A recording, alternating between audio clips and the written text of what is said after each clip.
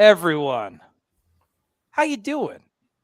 I'm here with 1, 2, 3, 4, 5, 6, 7 of my best friends here on the Knowles 24/7 Roundtable mid-season-ish edition right before the bye week. We thought it would be a good time to just corral all of these, just herd these cats of all these wonderful personalities, get them on one Zoom, and try to hold their attention for 60 to 75 minutes. I'm doing the best I can. Adam's already said that he's halfway in, so he is not showing championship level effort. I am disappointed in my friend. Guys, it's been a ridiculous 7 games. Are we good? I know we're doing a live stream right now. Are we waiting for some people to hop in, or we just want to just zoom right into this? Let's get going. I say we go. They can catch up. Okay. Well, that's good. I'm going to be getting a lot of input from the crew tonight.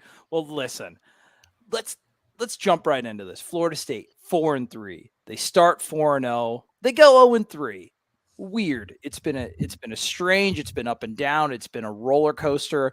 And I want to talk about during this roundtable. It feels like the program's at a pivot point. Where's it going to go? Where's Mike Norvell's tenure going to go? And I think, honestly, based on the first 7 games, there's a fair argument either way. It could go up or down. I think it has been more positive than negative, but we'll get to all that sort of stuff as we get through it. So, Brendan, I'll go to you first. A lot of people are focused on the portion of the rebuild that we're in. So there's all the Bobby Bowden tiers. A lot of people like to use. You like to use them, actually. Since you're the one who wrote most of this question. Are we in the lose close to win close tier of the rebuild? Or maybe if anybody else after Brendan wants to describe it in another term, like how far away is this team from competing for like conference and other types of championships? But Brendan, you go first. Where do you think we are right now in the rebuild? So I think at this point you're building. You're not quote unquote rebuilding. I think you've done the gutting and in the revamp portion of this construction. You've set a foundation. Now you're just trying to see like what the house is going to actually look like. You're building it up. So in terms of like where we are with the Bobby Bowdenism, first you lose big, then you lose small, then you win small, and then you win big.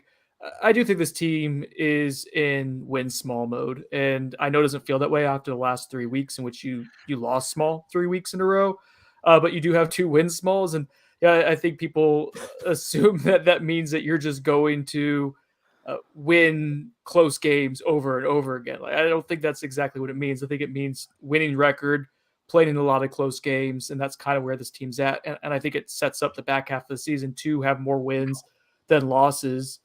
But yeah, right now, like this is probably what win close feels like, where there's really encouraging moments and there's some discouraging ones where you feel like you let some stuff get away.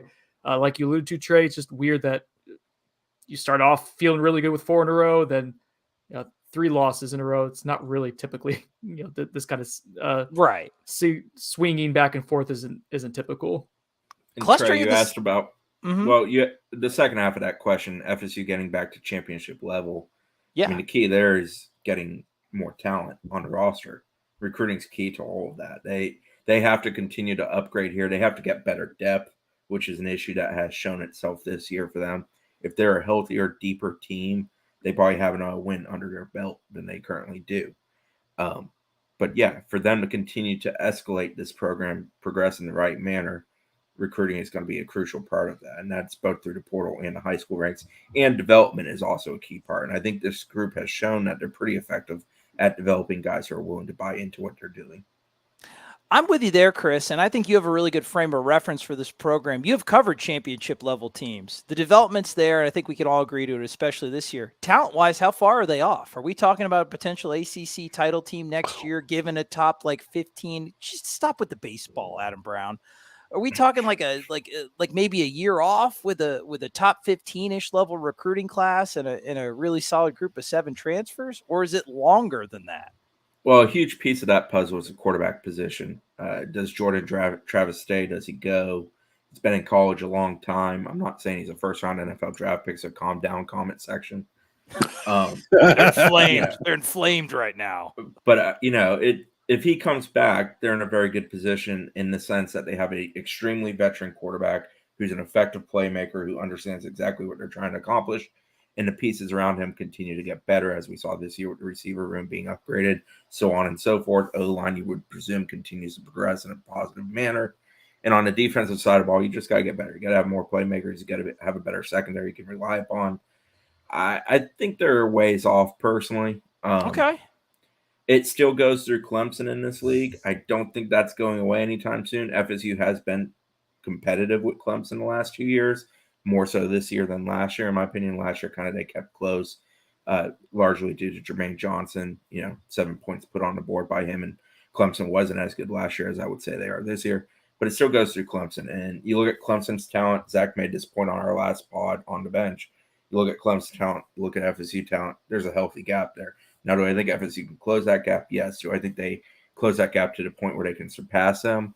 I still think there's a lot of work to be done there. Anybody else think we're a little bit closer than Chris here on the stream? Don't worry, Chris isn't going to jump through if you have a different opinion. Does anybody else think we're a little bit closer due to kind of like the development and some of the coaching effect that Mike Norvell and his staff have? Or do you guys all agree we're still a couple years-ish away from being the big dogs of the ACC? Go ahead. You go first, Kev. Yeah. The big dogs is a different question. Do I think this team in a year or two will have enough talent to be able to steal a game against Clemson and run the table the rest of the way? I definitely think that they're kind of in a position for that to happen. It still feels a little bit like Clemson is relying on having a really good quarterback play. And I think Florida State's building a solid base. I think in 2 years, if Atkins is still around, Florida State's going to have one of the better offensive lines in the country. And the way that Mike Norvell is able to scheme up a running game and consistently develop running backs, I think it's going to be really difficult to stop Florida State's offense in 2 years when this running game is up and going, when the offensive line is fully developed. So I think they're still 1 or 2 years off from being in that, like, maybe if they steal one game they shouldn't, they can sneak into the ACC championship and beat whatever team the Coastal has to offer. But yeah, I don't think they're terribly far away from being able to beat everybody not named Clemson in the ACC. Remember that divisions are going away too. That's true. So you're going to play the true number 2, which could ultimately be Clemson. You could play Clemson during the regular season and then turn around and play them again in the title game. If I'm right, Chris, correct me if I'm wrong there, but yeah, it's the top 2. It's going to be the top 2. So one loss team, with that loss being to the other opponent of the game. Yeah. I think Florida State's a little bit closer than I think Chris was saying. I was watching Brendan's face, and I was curious because I thought very Brendan was smirking a little bit. Top. Well, he's always got that perma smirk on his face. Up there out of Brendan. Just his I don't know. I'm not used to that just from his him. Face. I almost thought I saw an eye roll. I'm not sure what's going on up there, but I think barring, depending on quarterback play, if Klubnik, if he's not what they need him to be, if he's not a Trevor Lawrence or that caliber quarterback, or even what DJ's been for them this year, which I think is a little bit different because DJ's been so effective running the football for them.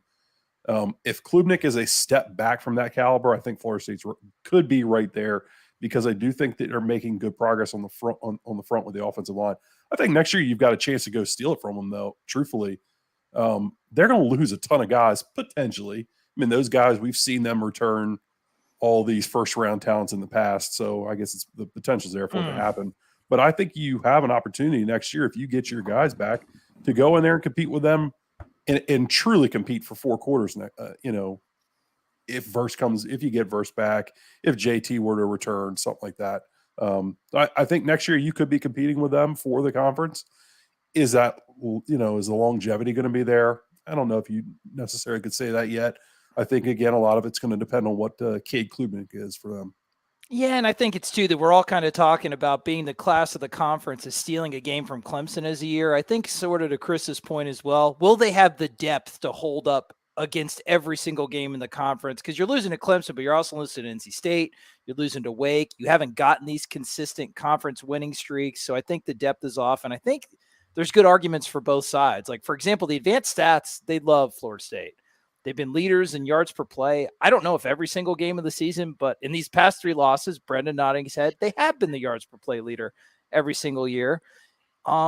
And they have close to or a top 25 offense or defense. So Dane Draper, what do you make of that? Do you think that 4-3 is an accurate reflection of Florida State's record? And if so, I mean, if not, do you think that it should be better or worse? Yeah, I mean, I think clearly it should be better. Like Brendan wrote a great story showing how the 9 teams in the country that have higher yards per play than the team they've played every single game of those 9 teams, what they're 50-3 in combined record versus Florida State that's 4-3. Obviously, they just played a really tough schedule. You've played the last 3 teams you've played are the 3 best teams on the schedule so far, and you've lost all those games. And they've all been competitive too, pretty competitive, especially in yards per play. Obviously, you've had a better average than them, but I think it also has to do with, like, in the context of the games, like, you are really good at popping explosive plays, which is going to boost that average, and you're also really good at limiting explosive plays, which is going to obviously limit the average of the other team.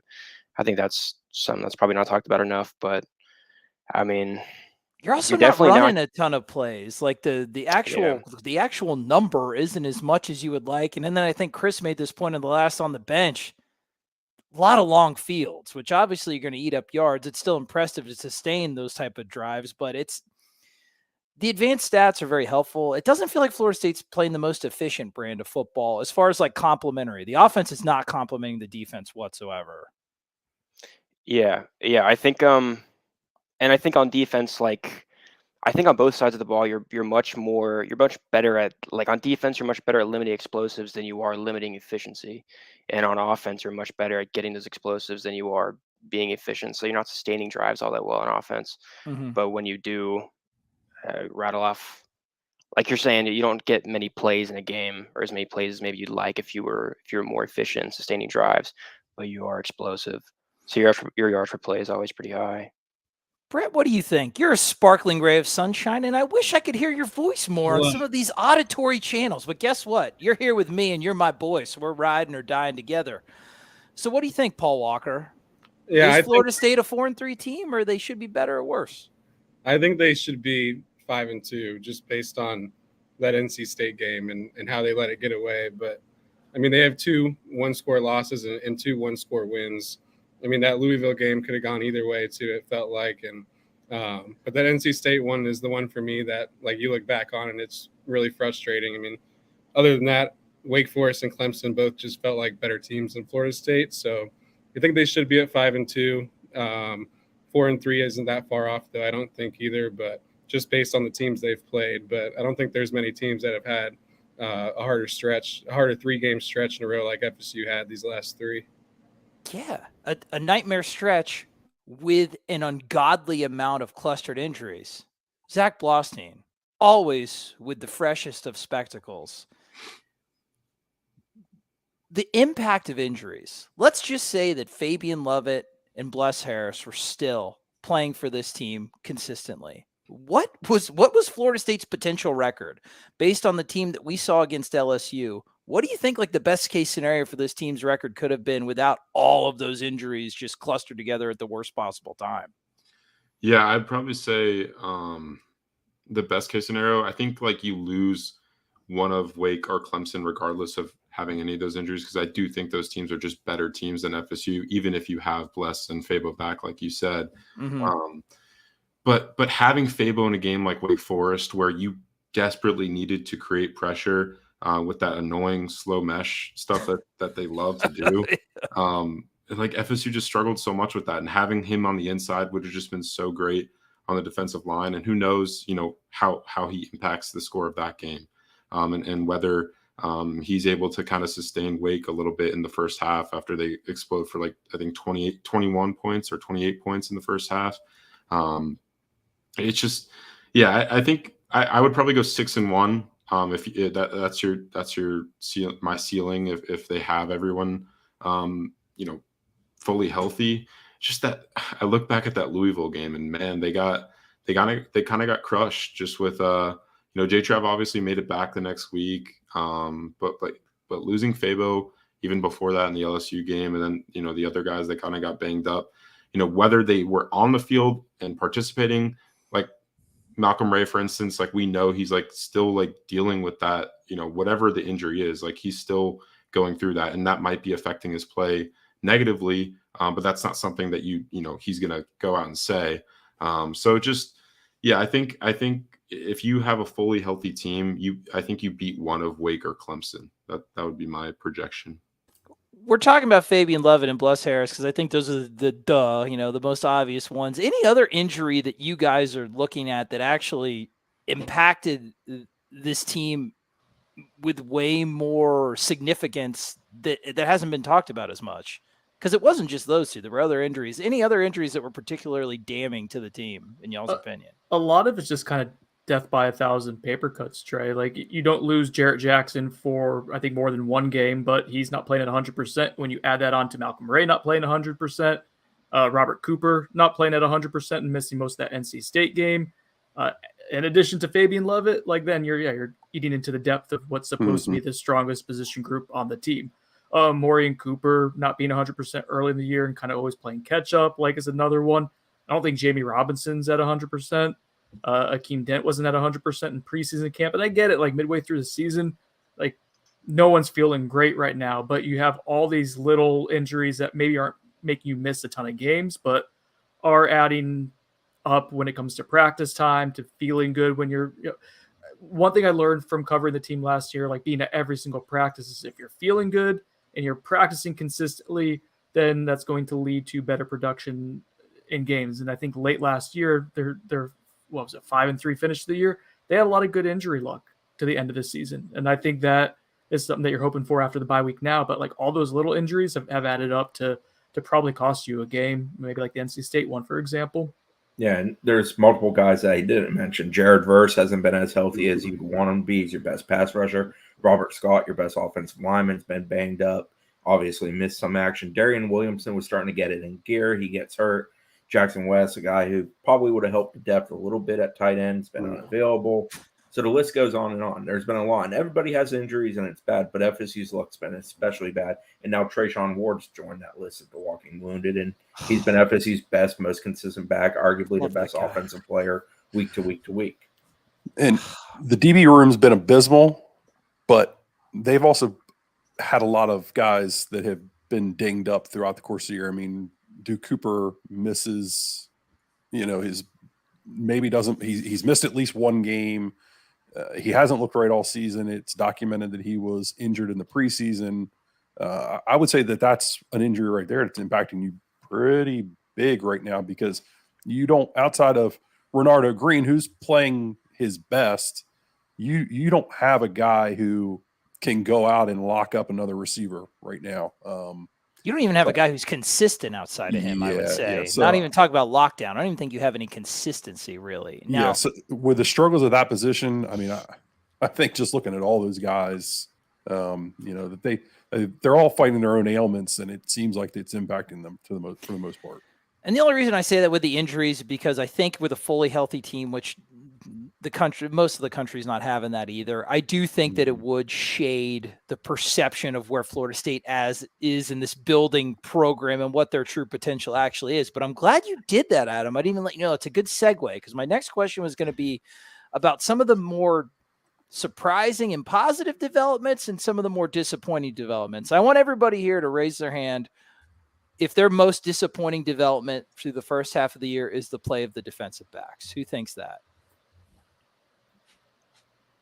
It's good for the podcast audience. That's right. It's once again, Brendan, chill out for 5 seconds. It's everybody podcast audience. Jesus, just keep the anxiety in your little box right now. Let me try. Now listen, everybody raise their hand. Kevin, do you think that the poor play of the secondary is mainly due to all those injuries that everybody referenced, or something deeper?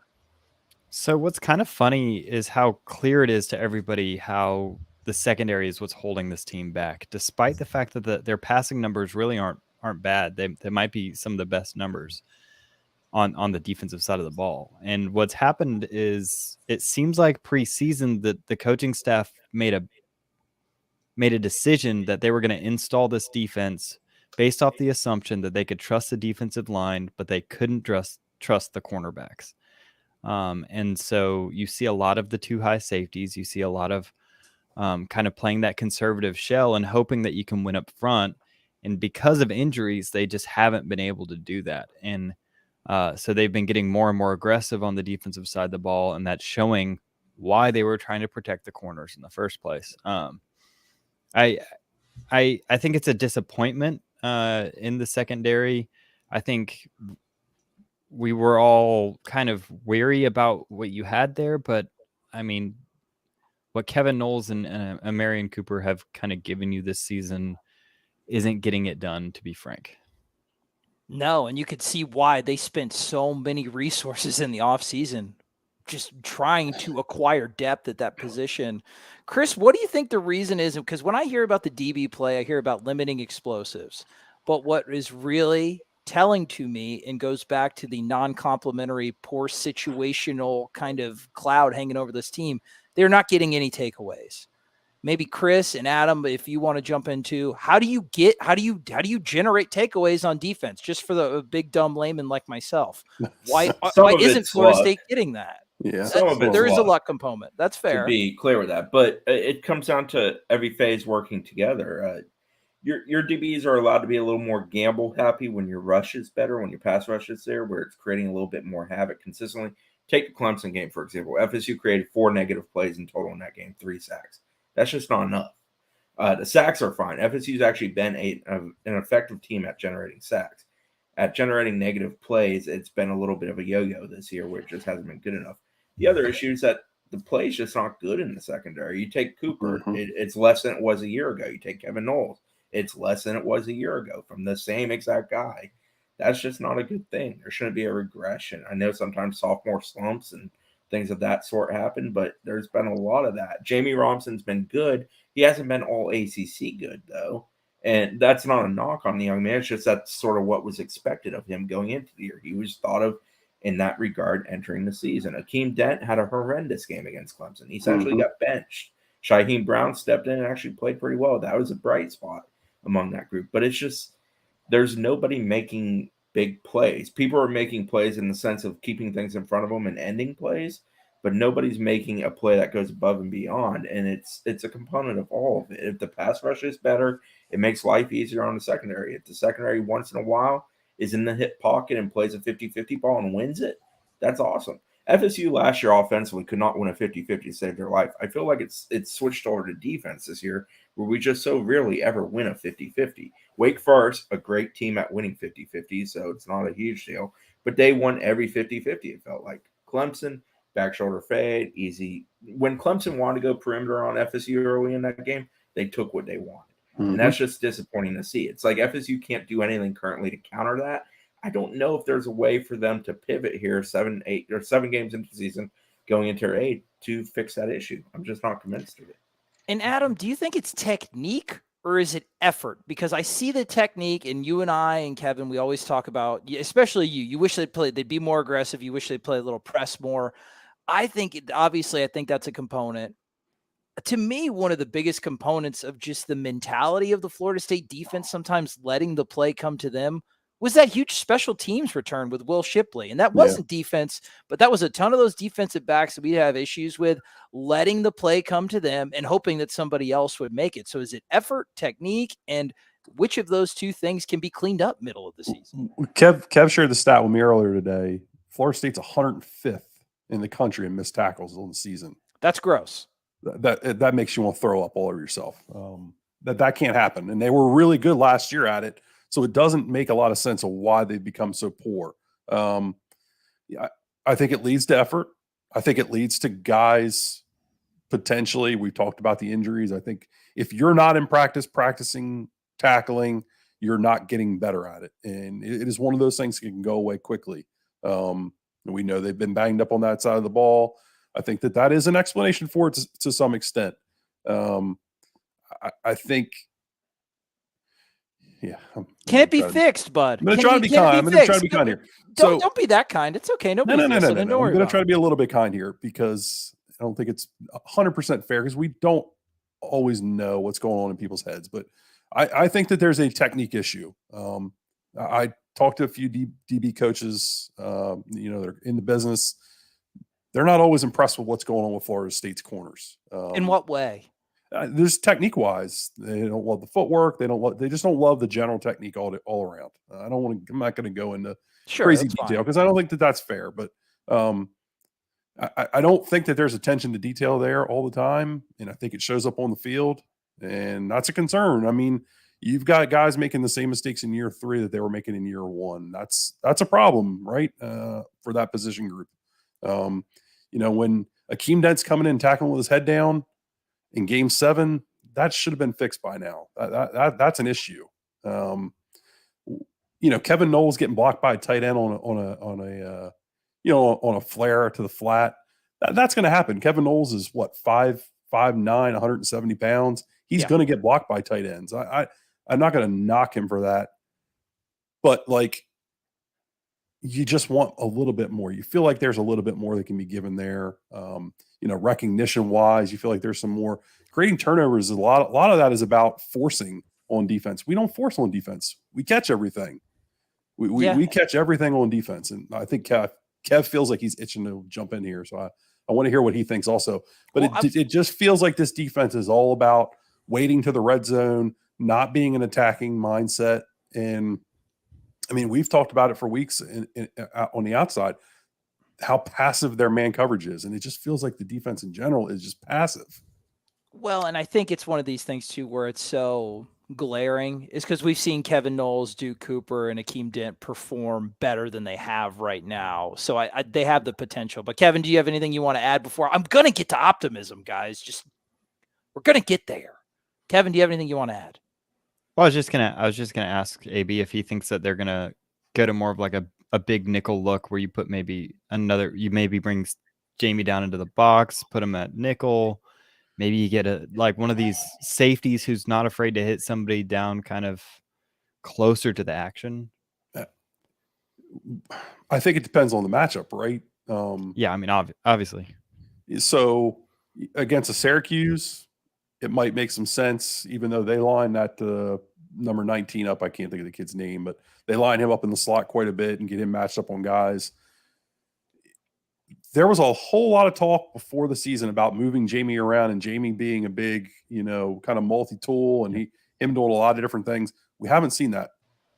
No, you saw game 1. There's been a knock on his game. Go ahead, Chris. On the point of Jamie, I think it's because they truly haven't playing a safety of safety options. Last line of defense. Right. Instead of allowing him to go into his tool bag and be what he is. Right. I agree. They've been forced to do that because their corner play has just been so abysmal. They can't trust anybody out there to not get beat down the field. And it's forced them to play Akeem and to play Jamie, deep pass most of the football game. And when they've creeped up, they've gotten killed with it. Jamie's been out of position when he's been forced to come in the box. We saw it against Clemson. Akeem's been out of position when he's been forced to come in the box. We saw it against Clemson. It's been a problem when they've had those guys come up. But yeah, I mean, I think you're going to have to probably play some Shaheem. You're going to have to mix him in there. I wouldn't be afraid to give Greedy Vance a look in there. He's a long athlete. I don't love him as a corner. I don't think his skill set has been something that's like, oh, you got to get him on the field, but you've got to try something different. And what's nice is you've got a bye week now. You get an opportunity to go back to coaching fundamentals. You get a chance to sit down and look at your practice plan, do some self-scouting and say, okay, we failed here, and here so far in the first 7 games. We can try and clean these things up and correct these things. And I mean, I hope that that's what's going on because that's what a bye week is really good for, is getting back to the basics. So Kevin Knowles has 17 tackles on the season, 11 solo tackles. He has 13 missed tackles. Ooh. That's teams targeting a dude. They figured it out. They're going to go pick on him. Absolutely. All right, let's go to the other side of the coin. Give me indigestion. Yeah, go ahead. Poop on the parade, please. Just one more. Just to go ahead. Just add to the pile. Yeah, go ahead. On the secondary, because what we're saying, some of this is just our from watching it opinions, but numbers here are telling. There are 927 defensive backs who have played at least 100 snaps at the FBS level. Oh God, this is going to be bad. I can already tell, man. When you go to 927, I don't know why. I don't like that you had to go all the way that down. Yeah. Someone with better at math than me can talk about percentile here. FSU has 3 defensive backs who have a passer rating that is ranked in the 700s or worse among that. And 2 of them are cornerbacks. Duke Cooper at 776 nationally. And this is tough because we all think highly of him, but this is kind of the growing pains. Cesaria Thomas at 904th out of 927 defensive backs for passer rating when targeted. Akeem Dent at 734. So Thomas's problem isn't skill set. It's the fact that he still hasn't picked up very basic parts of the defense, and it's why you haven't seen him be played until game 6.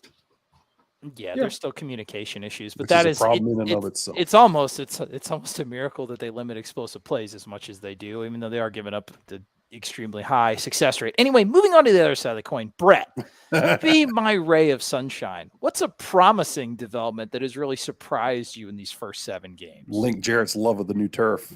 Yeah, for sure. But I think the depth they have at wide receiver now compared to where they were the last couple of years, I mean, huge. It's just miles apart now. I mean, they actually have like 4 guys they can rely on in that room, and I think there'd be more guys if all those guys were healthy.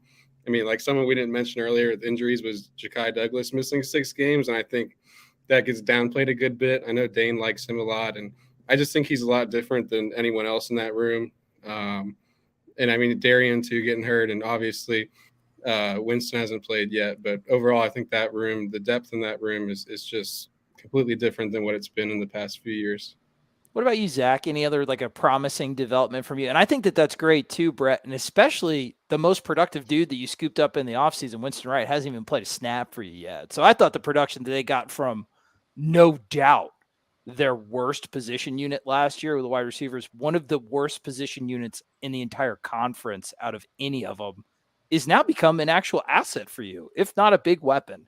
Zach, what about you? What's something that's promising? It's still got a little bit of a dark cloud. Just swipe that away from me. These guys are really being pessimistic.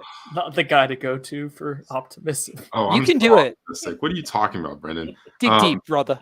I love the FSU's running back room this year. Trayshawn Ward goes down before the Clemson game. They don't have him available. And what do? They go put up over 200 yards with Lawrence Toafili and Trey Benson. So, like going into the year, we were all pretty high on Trayshawn Ward, and we saw spurts from Lawrence Toafili last season. But just to gamble on Trey Benson like they did, he didn't have much production at all at the collegiate level. And obviously had the injury history, and he comes in here and he's been, pretty productive for FSU so far. The running game was not expected to be a weakness, but it's definitely been a huge strength for this team. Dane, you have watched this team all throughout the preseason, all through the season. What is something that translated very well from all those preseason practices?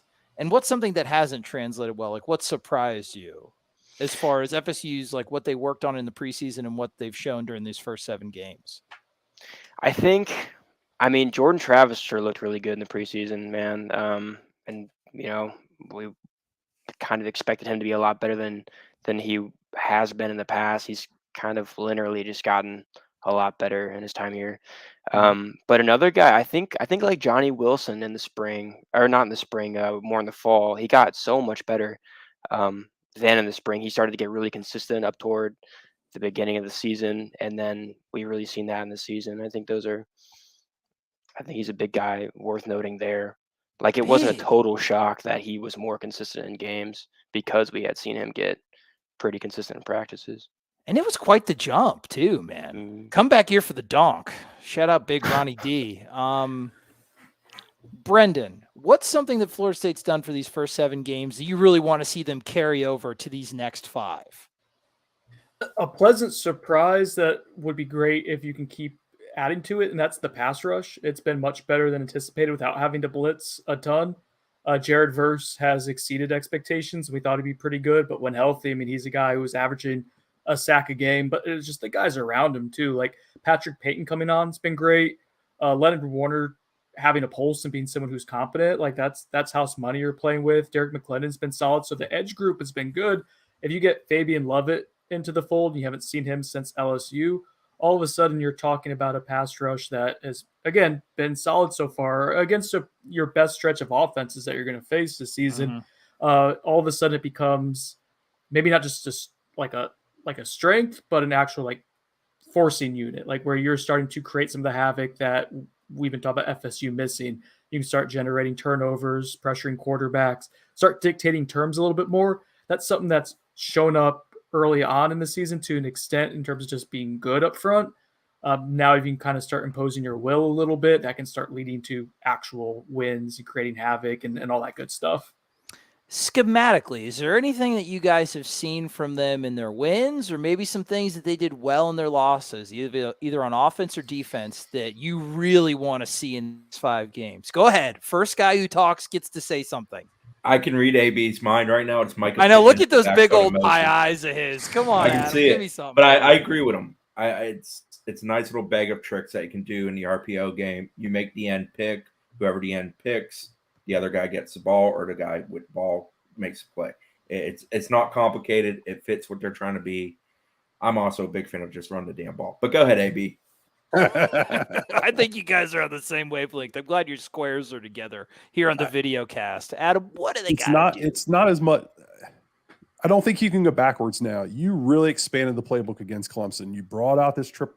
It wasn't really completely triple option stuff, but they ran it once. Package with the pistol, somewhat. It was somewhat, but they ran some screens and stuff off of it. Yeah, they did. You expanded your package. Look, you had to laugh at your own genitalia reference. Trey. Somebody had to laugh. I knew Brendan was going child. Oh no, I don't laugh at. Laugh at wiener stuff anymore. I was trying to be a professional and didn't want everyone to think I was going to laugh because y'all knew I was going to. They expanded the offensive playbook against Clemson. Yeah, it was huge. And it feels like they've been holding on to some of those things. It wasn't just game plan specific. We've complained against NC State. We complained somewhat against Wake Forest that the playbook gets limited once they get into the game plan. They don't always have a lot of answers. It's proven in the third quarter. They're abysmal offensively in the third quarter of games. We were talking, there's a good thread on the board. I started about the FSU offense. There's a lot of great commentary in there from a lot of different people. The FSU offense in the third quarter is really, really bad. I don't have it pulled up in front of me right here. I wish I could give you the exact number, but it's very bad in the third quarter. I think a lot of that is because they go into a game with a specific game plan and a small focus of plays that they want to run and be good at. When they get into the third quarter, they don't have a ton of adjustments.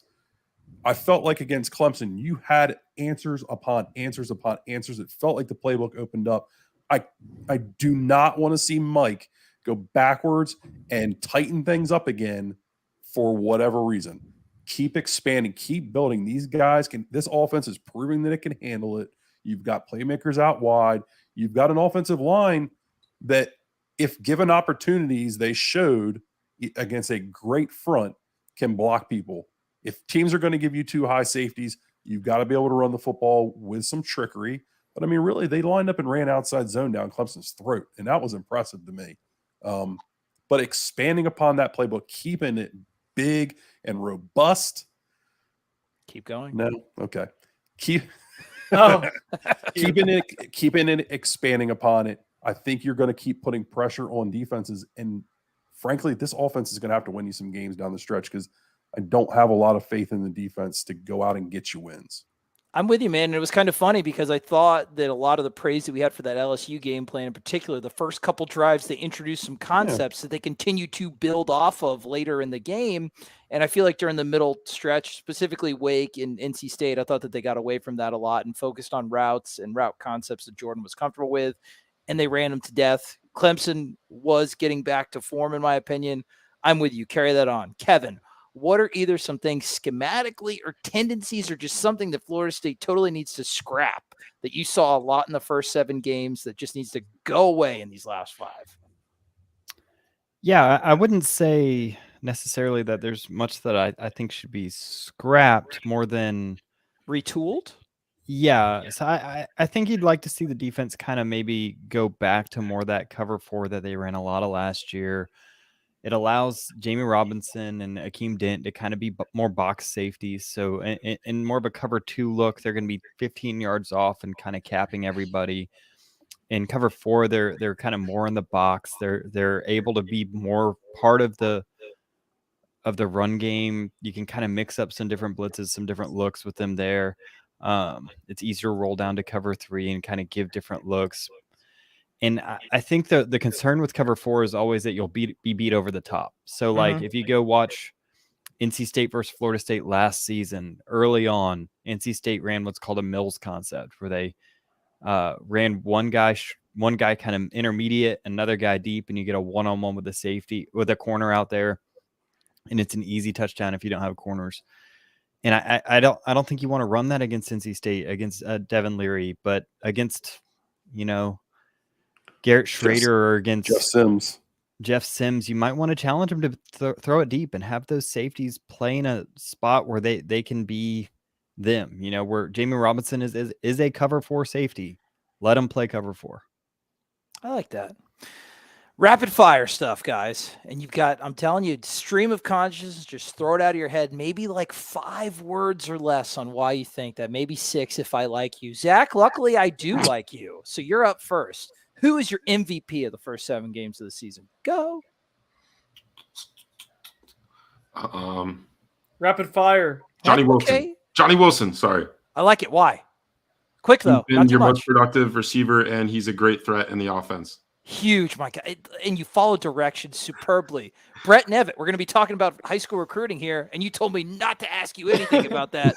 So you're next. Who's your MVD? Who's your most valuable defensive player?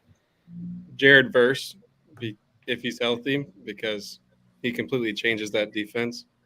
I think just to talk about Jared Verse's game, we knew the athleticism was going to translate. I've been surprised by the power that kid has, man. He is just demolishing and bulldozing guys. Shout out to our Greek friend, John Pepuchis. Big fan of his stuff. Dane, who is your most improved player for Florida State? Josh Farmer. I think that's a good answer. I mean, he's a freshman last year. I'm glad you have confidence in your own answer. Good answer. I said it and I'm like, how does that even count? He's a freshman last year. But I mean, he's by the end of this year, he's gonna be so improved, you know, from where he was coming off that time last year. I think that's definitely a guy. I think Pokey Wilson. I want to change my answer because now you got a worse answer. I liked your first answer better. No, I'm just kidding. They're both. Well, he's such a veteran. You thought you really knew what you had. He's a lot more than 6 words, Dane. Oh, he doesn't. He's been very consistent. More consistent than we expected, I'd say. I thought you got a lot. You got a lot more out of him than what you thought. Brendan Sonnone, as you. he's a little prima donna, that one. Brendan, as you massage your sinus area from the complete just dismembering that Dane did to every single other person on the panel, who is your dark horse for who's going to have the best 5 games coming up? Who's going to be the MVP of the back half? Shyheim Brown is poised to keep getting better and better, and he's ready to fist pumping. He likes Shyheim Brown. Dane's a fan of all the second-year guys. Yeah, Shyheim Brown's getting better and better. Start to unseat Akeem Dent, and it seems to be trending. He's had a good day of practice today. He keeps getting better. I like Shyheim Brown, like direction he's going. Anybody else? Because I think that's a good one. Chris, I'm going to give you. Who's your MVP at the back half? Micah Pittman, because he's had good moments, but I think he'll be a more consistent player in the back half of the season. I think he'll also be used in a more variety of ways offensively. You get directions good, man. Up the tempo on that answer. That was good. That was a good 2-minute drill right there. Adam and Kev. Chris did so good that you guys get to talk too. Adam, Kev, what do you guys think? Jordan Travis. MVP of the back half. A lot of people would argue he's the MVP of the first half. That's not a bad answer. How come I got stuck having to do a dark horse? Yes, I don't want to How come I had to get stuck doing a dark horse MVP and everyone else is just getting to do regular? Because MVP? 1, this is a kid's show, and 2, we don't have 3 hours, son. We don't, brother. We got to go. Kevin, what about you? Dark horse or white horse? Just I'm going to give you way more options than Brendan. Whatever horse you want. Who's the MVP of the back half? Florida State is facing several mobile quarterbacks. It will be Kalen DeLoach's job to shut them down. And I think he's up for the task. Nice, dude. And you had like analytical stuff. Okay, we're going to play a little buyer Sonnone. sponsored by the Turner Group out of Orlando, Florida. Yay, Turner Group. Brendan, do you want to give a nice shout out to them? Yeah, shout out to Colin Turner and Amy Turner of the Turner Group. Don't Sonone on buying or selling a home just because it's a daunting process. They are the best in the business, hands-on, enthusiastic FSU fans who want to work with you to buy or sell a house. They'll make it easy. You can reach out to Colin at 407-403-8546. Email him at getstarted@theturnergroup.com, or just go to Google, type in the Turner Group, bunch of 5-star reviews there. Chris, how much better have I gotten at this since the first time I was we did just it? going to say, you're in mid-season form, my man. Not that was FSU great, mid-season form, though. Like 4-game form. Looking like $1 trillion, and you just murdered it right on the back half. You got to know when to quit when you're ahead. Zach, buy or Sonone. FSU goes 4-1 or better over these last 5 games. 4-1 or better, Zach. Muted. I recognize that I was muted after we repeated it. I'm gonna Sonone that. I think it's more likely that it go 3-2 than 4-1 or better. Okay. Anybody else? Adam, I'm going to give you a chance for that. Buy or Sonone 4-1 or better for the Florida State Seminoles in these next 5. Going to Sonone. Adam is going to Sonone. Will anybody buy this? Dane and Brendan. Okay. Brendan, an optimist. Yeah, especially if Zach. The better part makes me uncomfortable. I'm feeling a push for 4-1, but or better makes me uncomfortable. Oh. Okay, well, 4-1 would still count as a buy on this as well. It's 4-1 or better. But we think Dane, Brendan, and kind of Chris. Half of Chris, thanks. And Brett. Brett, we're about to get to recruiting. Talk to me. What do you think? What do you think makes you confident that they could do 4-1? That's a tough stretch, man. I just don't think any of the teams they're going to play coming up are as good as the teams they played in this last 3-game stretch. And they were competitive with all 3 of those teams, and they didn't really execute in all 3 of the games at the highest level. So if they could just get close to executing at a high level against the opponents coming up, I think they can win at least 4 of those 5 games. I like that too. They left some points on the board, and they're not as healthy. Now, I don't want to get too ahead because I am going to ask for everybody's back 5 prediction. So I don't want to get too into it, but I just want to give you a little taste on the buy or Sonone. Brendan, you're full of energy in life. Buy or Sonone, a 7-5 record this year is good enough to earn Mike Norvell an extension. I will buy that. I don't think it's a hearty long-term extension, but I do think it'll be another year add-on to the one that was already added on last year. So you're just kind of expanding it and kicking the can down the road a little bit and staying on track. So buy. Amendment to that, buy or Sonone plus, a 7-5 record with a loss to Miami and Florida is good enough to earn Mike Norvell an extension. I'm looking at Chris to see if he can give me any kind of like body language to help tip off the answer. No, dude, he's stoic right now. He's an Easter Island head. That's a pro right there. Yeah, you're on your own, kid. I'll go buy still, but I think the language of that contract would be very easy to get out of some things. I think it'd be a lukewarm buy and a lukewarm contract extension. Incorrect. What do you think, Chris? Buy or Sonone? That same question, both scenarios, 7-5 and then 7-5, but your 2 losses are to your rivals.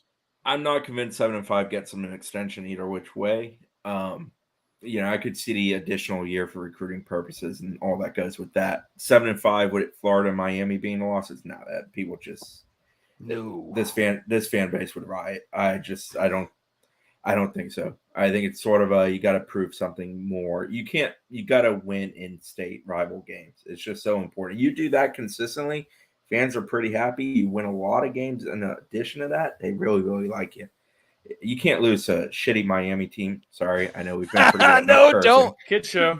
Dude, I love it, dude. They are. Florida is trying to allow teams to average 500 to 600 yards per game. So, come on. You're an offensive coach. You got to go out there and win that game. I'm with you too. I think you can't lose them both. The quality of those 2 teams this year, especially from what I've seen from Mario Cristobal's in-game management. Well, it's what Chris said. Anyway, moving on. Zach Blostein. Buy or Sonone, there will be, only 2 positions or less of coaching turnover on FSU's coaching staff this season. So Mike Norvell will change either 2 2, 1, or none. Buy or Sonone. So if you think more than that, that's a Sonone, because I know Brendan makes this confusing. I'm going to help you out because I'm a nice guy. I get it.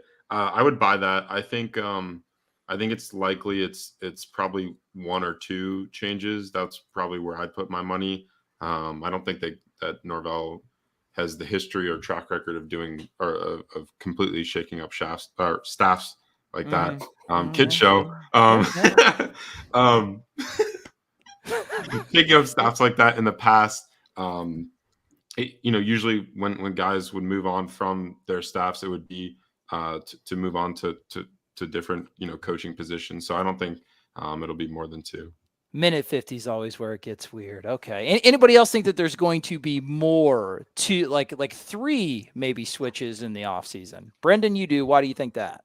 I think we've seen so much continuity and consistency in the staff. That's by design for Mike, but also that's rare to see that this long a period. You'd be talking now going into 4 off seasons with the same staff. Like that just we don't really see that. There's some contract extensions or contracts ending, some that are due for extensions. And I also think we will see Florida State probably, not to get ahead of myself too much, but like win 8 or 9 games this year still is like on the table. It's still reasonable. I think if Mike Norvell has a little bit more job security, one of the reasons why he didn't move on from, say, someone like Ron Dugan's last year was he couldn't attract a clear-cut upgrade.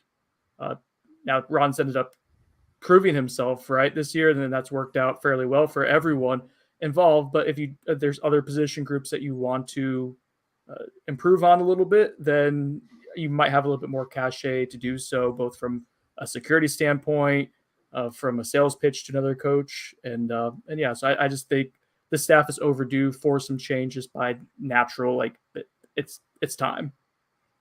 Adam, are you raising your hand like you want to talk? Because I actually have a crackerjack of a question for you, but if you talk now, you're abdicating your chance to answer it. So no, I'll talk quick. Then I want to answer that crackerjack.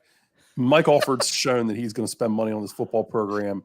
If Mike Norvell gets to 8 or 9 wins, he's got to realize it's time to put the pedal to the metal and take this team to the next level. That's a good segue, because now we're going to prognosticate if he will. Adam Brown, buy or Sonone. Mike Norvell has shown the intangibles, the aptitude, and the complete package.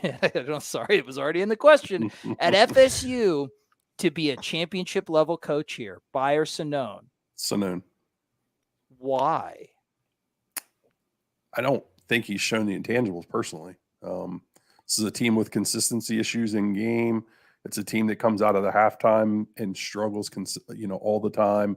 That's been a habit of his back to his Memphis days.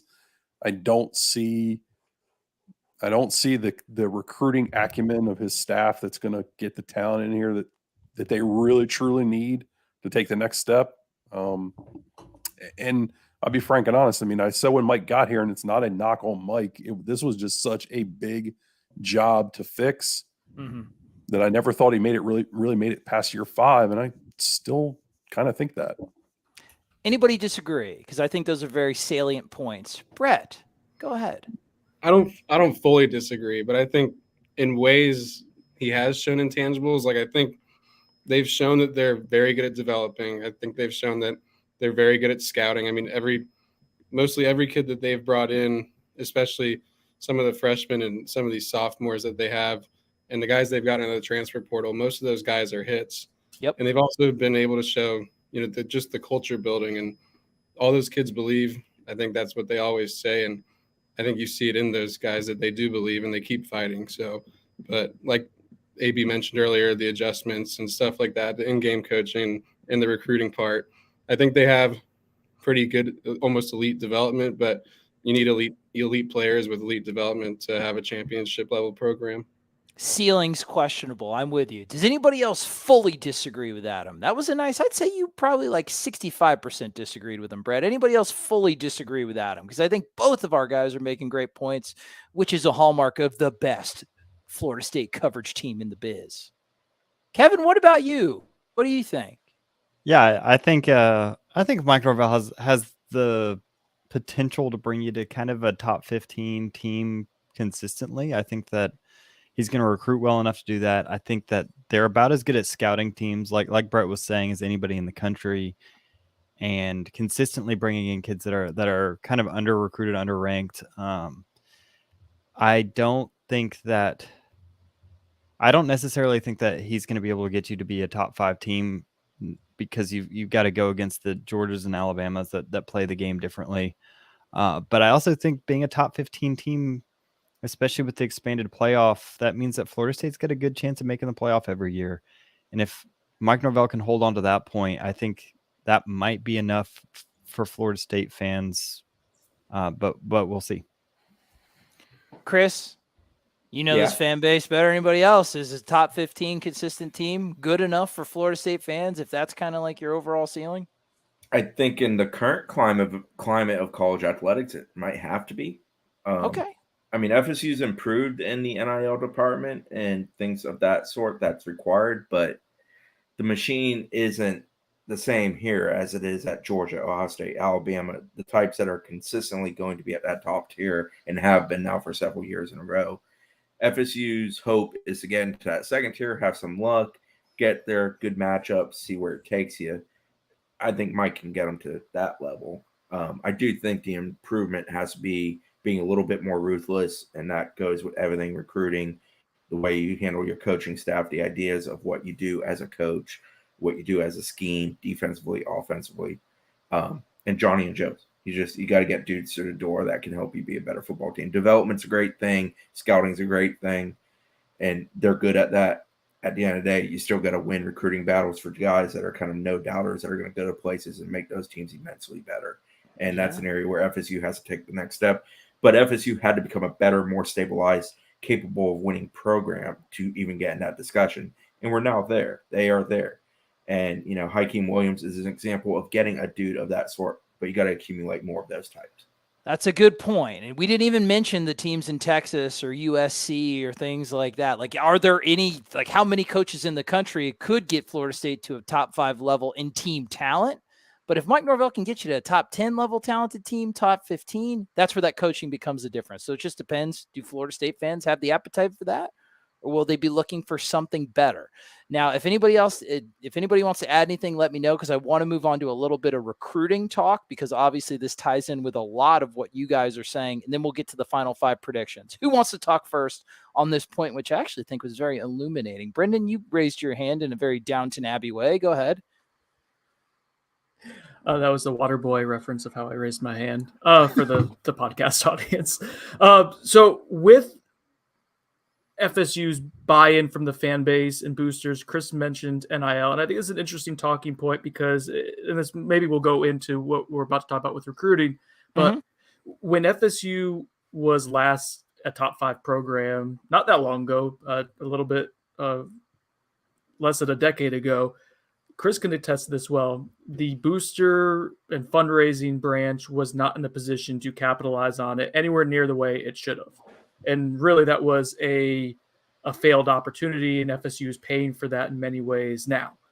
What gives me some hope for Florida State, if you keep making these incremental growths, there's still a lot of meat on the bone from getting better from a fundraising standpoint. Just look at just anecdotally, like their Marius Mims saga 6-7 months ago.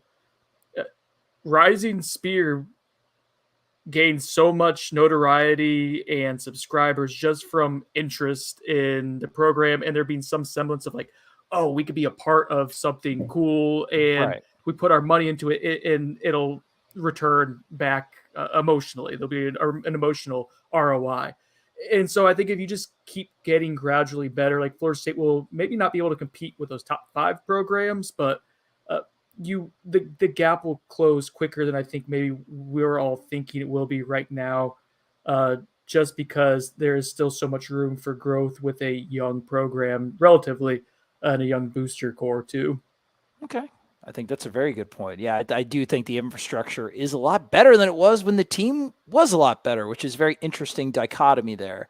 Zach and Dane, our 2 young boys. Let's talk recruiting. Zach, there was over the summer, it felt like there was a lull in Florida State's recruiting. The perception of the program was not in a good place, for lack of a better term. That 4-0 start really changed some things. You had a great week where you got the commitments of West Coast 4-star linebacker, Blake, what's his name? Why can't I think of his name Nicholson. right now? There we go. Nicholson. Yeah, that's fantastic. That's great radio. Blake Nicholson. Sorry, Blake and fam. Blake Nicholson and Hakeem Williams, same week. 2 tough pulls, West Coast linebacker and a highly coveted wide receiver from South Florida.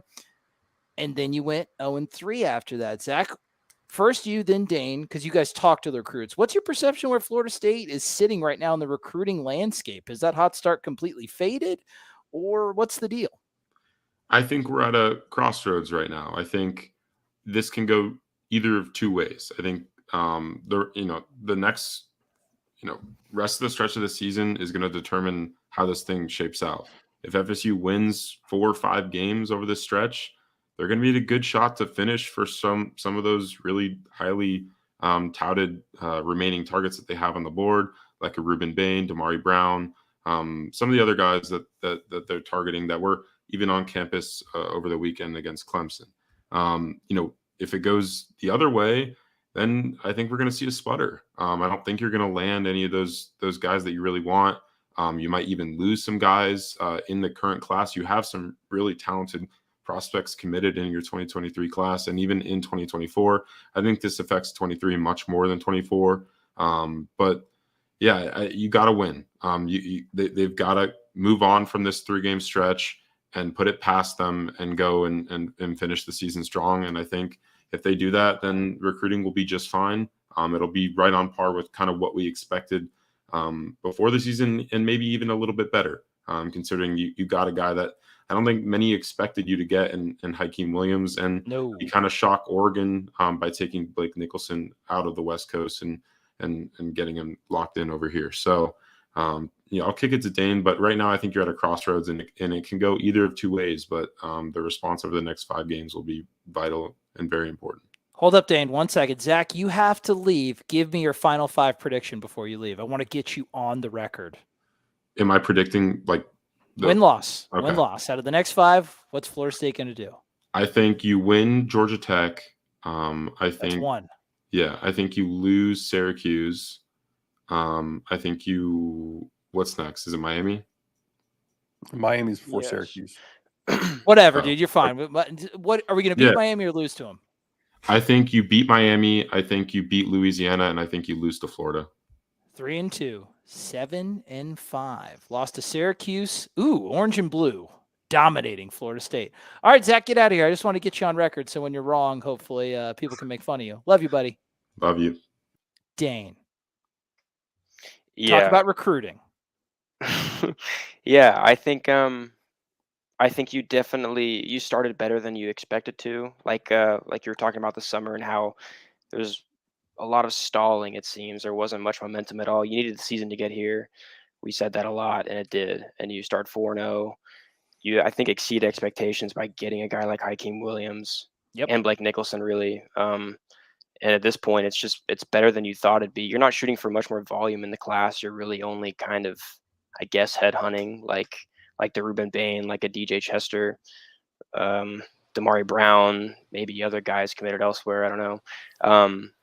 But you definitely have to continue to exceed expectations to get those kind of guys. If you don't, I don't think you lose the class you have, but you don't continue building those impressive pieces. And then the guys you still want in this class outside of those guys, I don't think it matters a whole lot how you finish unless it's terrible to get those guys. Okay. I agree. And I don't know if the scenario that Zach laid out, I don't know if it's good enough to materially improve the class too much. I think it'll kind of be a wash. I think you'd lose some, and I think you'd gain some, and I think you kind of end up where you are right now. Now, I want to get to the final 5 predictions. Adam, you raised your hand. Was it a Philadelphia-Philly related thing, or would you like to say something? No, I was just going to say, I feel like that if you land a Bain, you land a Damari Brown, those guys, that's going to be great. But it still feels like this class is going to be defined by what you go into the transfer portal and do, right? I mean, you're still going to need to go get offensive line help in the portal, potentially a quarterback in the portal, defensive line help. There was a good thread on the message board the other day about, what are you going to go get in the portal, kind of numbers wise. there's a lot of areas for this team for next year that are still going to need to be helped through the portal. And if you stop the day and went and got 10 guys out of the portal, I mean, I think you're doing pretty well. But yeah, I mean, the next 4 games or next 5 games are going to be not just for how you finish this class, but how you go into the portal and are able to do. And that's going to propel you in next season. Portal cachet, which you've actually built up rather nicely. Yeah. All right. I want to get to the final 5. Brett, your prediction for the final 5 games of the season, and you can expound on it a little bit, maybe what you think the toughest game will be, a potential trap game, stuff like that. But what do you think? Florida State goes blank in the next 5.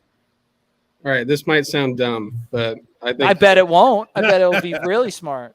I think they might go 5-0 because yeah, baby. I just don't think Miami and Florida are very good.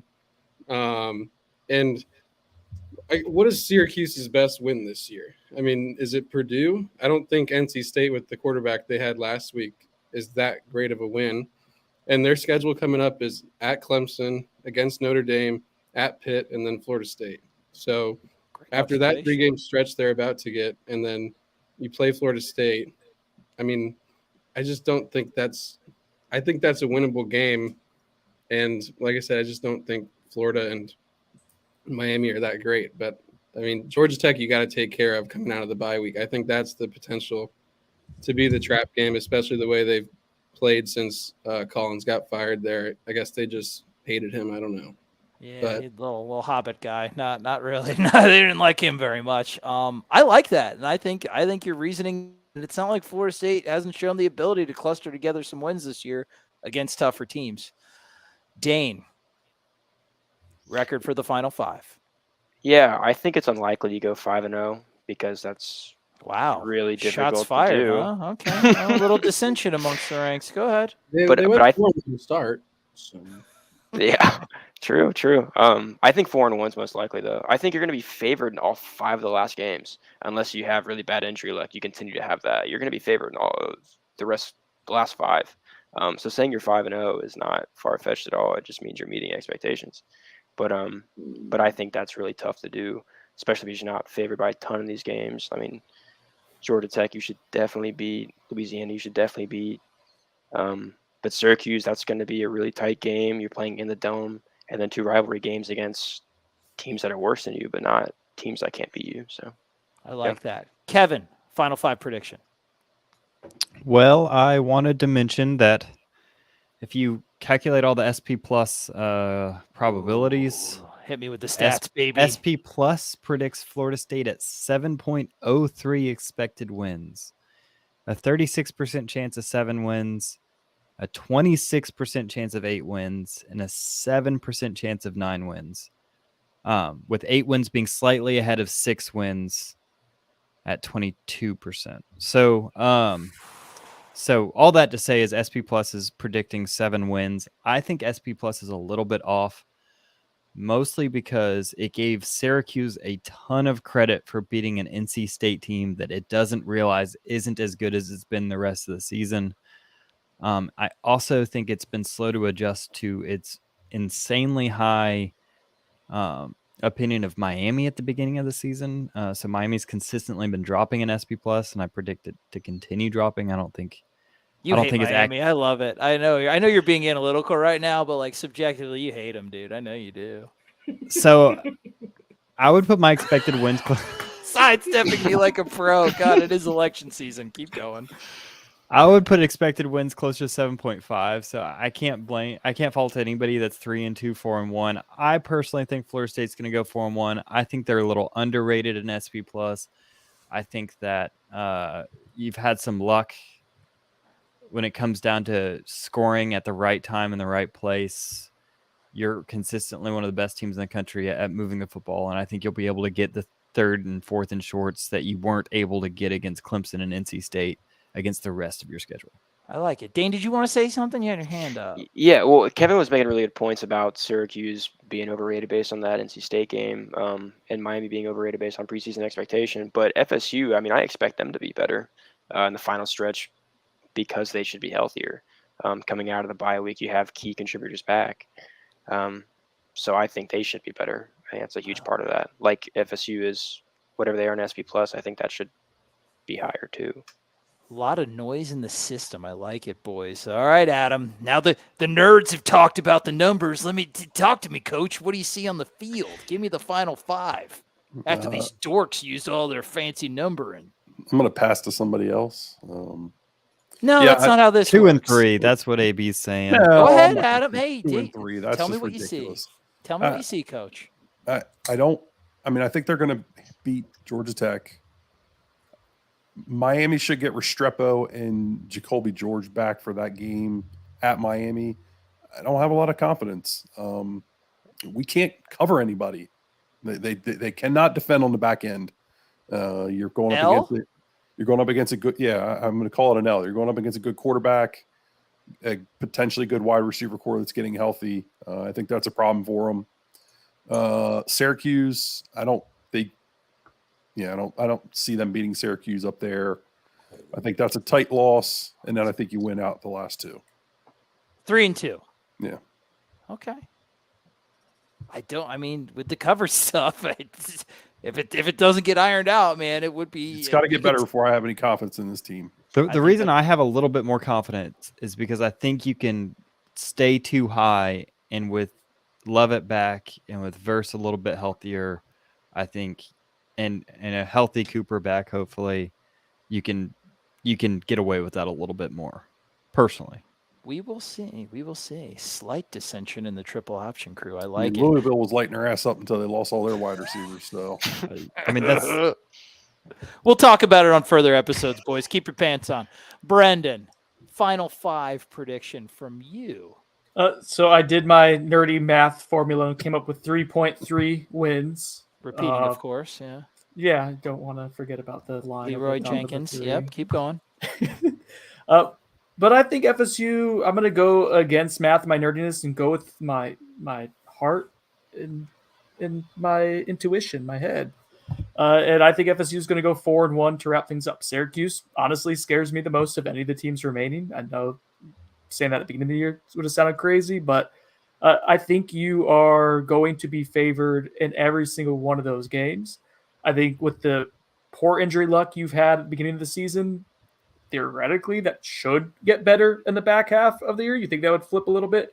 And even just some of the stat Dane alluded to earlier, where you're top 25 team in yards per play, both offensively and defensively, and to have 3 losses to just 4 wins, there's been some bad luck for Florida State in this first half of the season. I think if that kind of progression to the mean a little bit there, I think you win one, maybe that you get a little bit of luck or something like that. So I'm going to go 4-1 for FSU to end the year.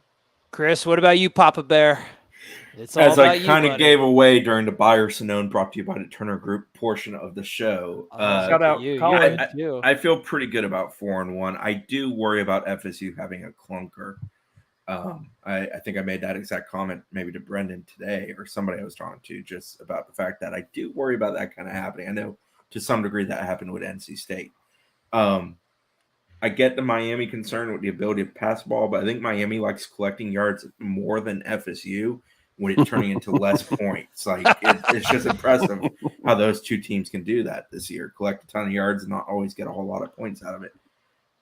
Syracuse is really good at being good at what they are. I am interested in watching them against Clemson and seeing how much they're able to kind of step up to the line and make it interesting.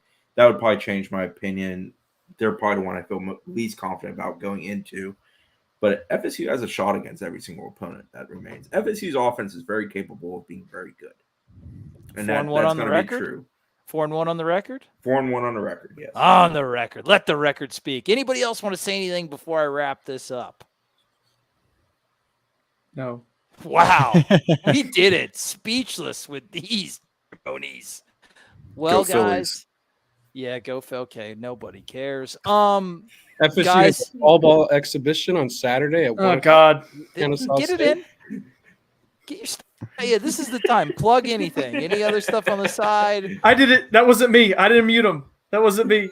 No, listen. Here, I've got a legitimate question for everybody. Yes. Is there anybody that we haven't seen yet that we think is a contributor in the second half of the season? Brendan has an answer. Ooh, I said that yeah. we weren't going to talk about Rodney Hill anymore after today. We've talked a ton about him the last 2 weeks, and it hasn't been there. I am becoming, the last 2 weeks, increasingly bullish and maybe foolishly optimistic on Julian Armella. He's impressed me so much in one-on-ones against older players. It's no longer freshmen that he's holding his own with. It's older guys that he's winning against consistently. What that would look like in live action in a game, I don't know, but like there is something there. If you think Jason Turnitine is making similar mistakes as freshman is, I'm kind of open to the idea of maybe throwing Julian into the fire and taking the good and the bad that comes with it. Now that would be an Would you only play him 4 games? Has he already played 2 games this year, special teams? He's played in at least one. He played Duquesne and probably BC. Yeah. No, I don't care that much about the red shirt. I mean, if he's as good as we think he is, like you get him for 4 years, you get him for 4 years, and I think it's the one position you might worry about that though. Good answer. Thanks. But yeah. Look at that. Nice question, Adam. Right at the 11th hour. Well, guys, we talked about it all. We hit it all. We kept a podcast with like 8 dudes pretty much on the rails the entire time. So golf clap for the whole team for that. But listen, yeah, that was good. That was a very respectful golf clap. Definitely not the Waste Management Open there. That was like 1890s England golf clap. Anyway, for Kevin Little, for Brennan Sonone, for Dane Draper, for Christopher Nee, for the departed Zach Blostein, for Coach Adam Brown, for Brett Nevin, I am your host for this show, Trey Rowland. Thank you guys for everything that you do. Continue to be the best Florida State media consuming fans that you can be. We love our Noles 24/7 subscribers, on the bench listeners, YouTube subscribers, blah, blah, blah, blah, blah. We love all you guys. You're the best. Continue to stay with us during the bye week and after the bye week for the most comprehensive and unique and best coverage on the entire beat. I love you all. Never stop chopping. 5-star reviews on Apple Podcast or wherever else. Yeah, whatever. Tell us we're good. I want to know I'm good.